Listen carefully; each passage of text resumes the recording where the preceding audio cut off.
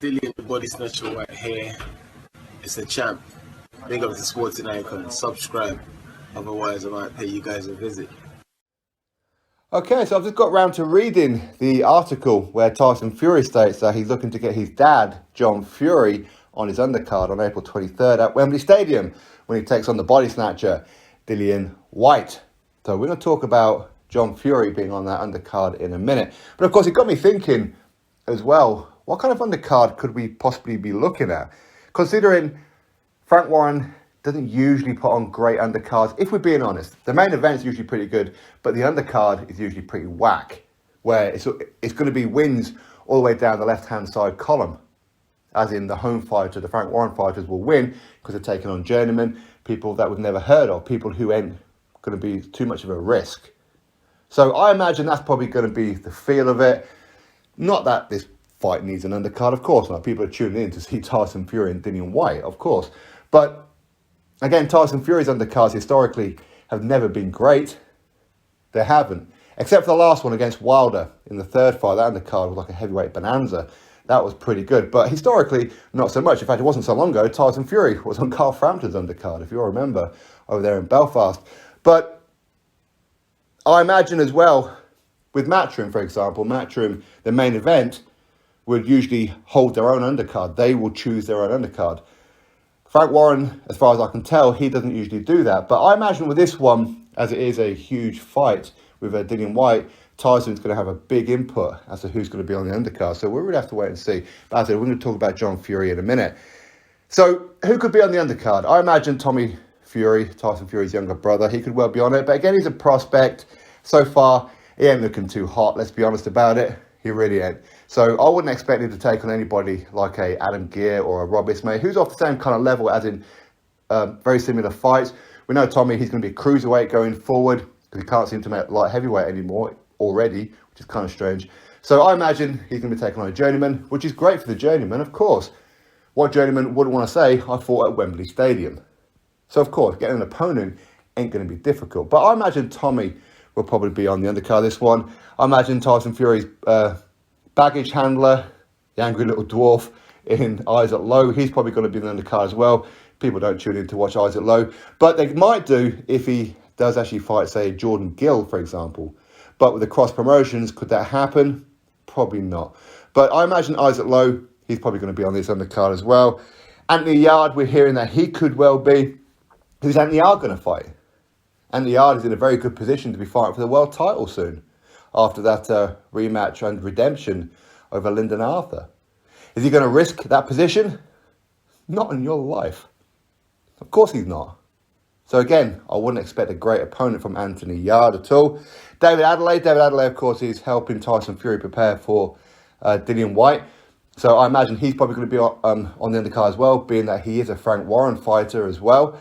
And again, because he's a prospect, and most of us believe he lost to Kamil Sokolowski, again, he's not going to be in a meaningful fight. He's going to be fighting a journeyman, you would imagine. Jared Anderson, he could well be on this undercard as well. Firstly, because he's going to be training with Tyson Fury, and of course, because he's a Bob Arum fighter. This is co-promoted with a Top Rank, isn't it? And of course, going to be shown on ESPN. So therefore, you need at least one American on this undercard to get Americans interested. As much as Tyson's trying to say that he's American to try and convince the American public that, hey, he's one of us, it ain't going to work. So put a legitimate American on the undercard and a very good prospect in Jared Anderson. If anybody's going to have a step up, it could well be him. Now, automatically, some people will say, well, why can't Jared Anderson and David Adelaide have a fight?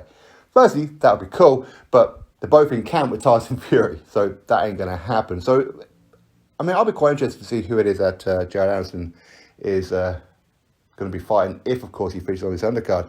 I imagine other fighters, such as a Dennis McCann and a Hamza Shiraz, these kind of guys will probably fill out the rest of the card. Dennis McCann, I think, is absolutely quality, by the way. On to John Fury. Now, I was the first person to interview Mickey Theo when Mickey Theo first called out John Fury. Now, I wasn't the first person because I wanted to be. I wasn't the first person because I even wanted to interview Mickey Theo, because I didn't.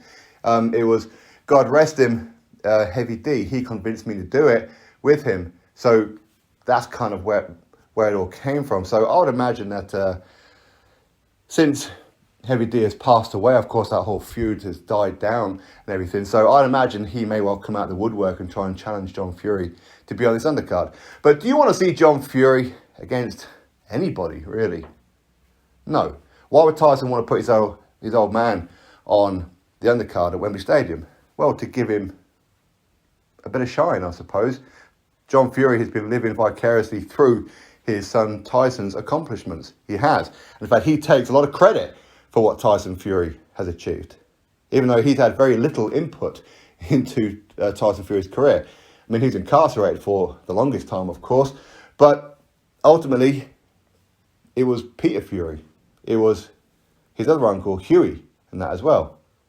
That pretty much made and moulded Tyson into the fighter. But John Fury wants to make it all about himself. It's part of the Fury DNA. He's my son. He come from my nuts. All these kinds of... Listen, these are the kind of things that John Fury has said. Okay? Well, I mean, if that was true, then why is it that Tommy looks absolutely awful when he fights? Now, speaking of DNA, if one of Tyson Fury's siblings was going to have a fight on this card, one that I would be quite interested in, to be honest with you, would be Shane Fury against Dillian Whyte. That's a real good fight. Potentially, at least, anyway. That would be very, very interesting. Of course, neither one of them are professional boxers, but they can both fight. I'm hearing that Shane Fury is like a pretty tasty with his fist. He can fight, as can Dean as well. So that would be interesting. These guys have had a little bit of a feud in the past. I don't think it was escalated too much, but it'd be quite interesting if them to get it on. I mean, I'll certainly watch that one. I really would. And of course, I'll be on the side of Dean in that one, no doubt. But is that realistic? I don't know, to be honest. I really don't know. But to have John Fury on there, listen, he's going to turn it into a circus show. If, of course, he's serious. But we know Tyson, he will just say random, complete garbage just to get headlines, like this particular video and, of course, the articles that I read about it. That's what he does. He's playing the public as fools, okay? But if John Fury does end up on it, you can kind of see another reason potentially why they don't want the British Box Board of Control involved too much in this event. Because they ain't going to sanction John Fury, are they? I mean, come on now. They've already been under fire quite a lot lately, so they're not going to be sanctioning a John Fury fight. I mean, if he has some kind of exhibition, who against who? Glenn McCrory? Who? John Fury lives in his own little fantasy world. He thinks he's this, he thinks he's that. And listen, he may well be able to fight, but to do it inside a boxing ring on a live event, I don't care how fit he thinks that he is. I don't care if he thinks he's in the shape of his life. I don't care what he thinks. What he thinks ain't going to happen on fight night unless, of course, he's fighting literally somebody who they dragged off the back of a garbage truck and threw him in the ring with John Fury. Then maybe we may see a outstanding Lomachenko-style Muhammad Ali-looking John Fury. But you put him in there with somebody who can have a go themselves, I don't think he's going to end too well for John. I really don't. I think if you put him in there, say, Glenn McCrory hasn't had a fight in what? I don't know how many years now. It's a long time. I think Glenn McCrory will probably punch him upside down. But anyway, that said, do I want to see John Fury on this undercard? No. Would it add some kind of novelty? Maybe. Would I watch out of curiosity? Yeah. From a morbid kind of side? Maybe.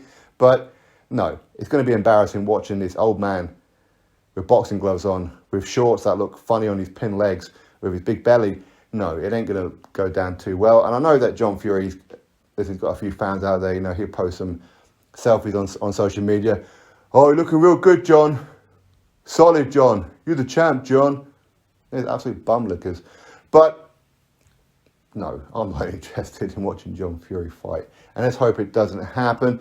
But if it does, I'll only be interested if you manage to put Mike Tyson opposite there. Or a Roy Jones Jr. Somebody who's literally going to try and beat him. Not somebody who's going to roll over to make John Fury look good, because John Fury wants to be a celebrity, as I said before, living vicariously through his son Tyson. But anyway, are we interested in the undercard? Not so much. I'd like to be. I would really like to be interested in the undercard. I would. But we ain't going to be. I really don't think we're going to be. There's going to be some decent names on the left-hand side. On the right-hand side, not so much. Not so much. Anyway, drop your thoughts below about it. Of course, click thumbs up and subscribe. And I'll catch you on the next video.